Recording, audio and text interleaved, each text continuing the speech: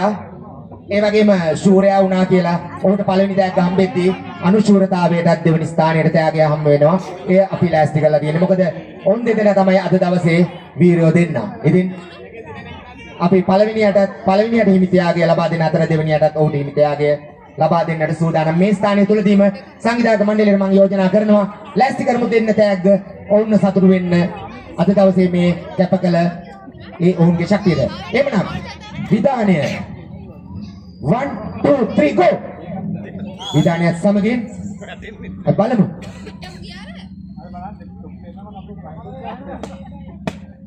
මුන් දෙන්නම හොඳට කොට්ටපොර ගහලා දිනනවා. උන්ට කොච්චර ගෙවුවත් දැනෙන්නේ නැහැ නේ බා. උන් රබර්ද බඳ එක වෙලාවකට.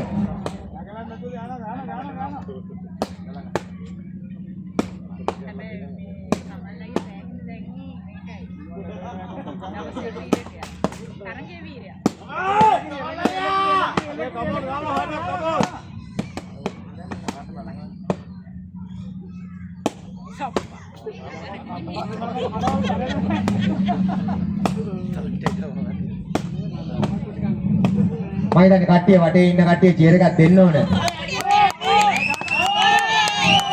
රයිට්. සත්‍ය තාමු.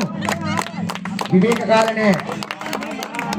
විවේක කාල නැහැ. තුන්වෙනි වටේ අවසාන වටේ.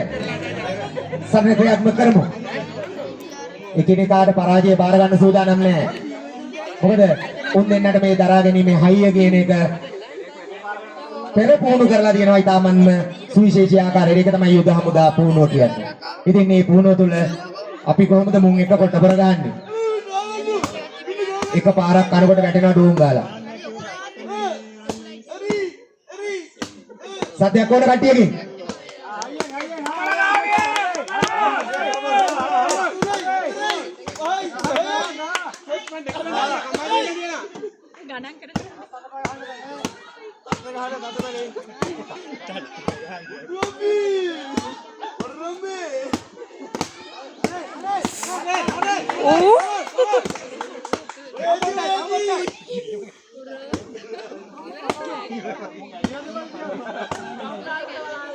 නෑ මම මුන් රබර්ද කොහෙද? ගැවුවට දැනෙන්නේ නෑ. අක්කේ මට හිතෙන්නේ මේ කමල් අයියා හදලා තියන්නේ ඉටි වලින්ද? නැත්නම් රබර්ද? රබර්. අක්කා කියනවා රබර් කියලා. ඉතින් අහන්න වෙනවනේ. ශාමිලි අක්කා කියනවා නම් රබර් කියලා අපි පිළිගන්නවා. ඒ මුන් දෙන්නගේ වැරද්දක් ඔත් හොයපල්ලකෝ. ඉවරයක් කරන්න තරගේ.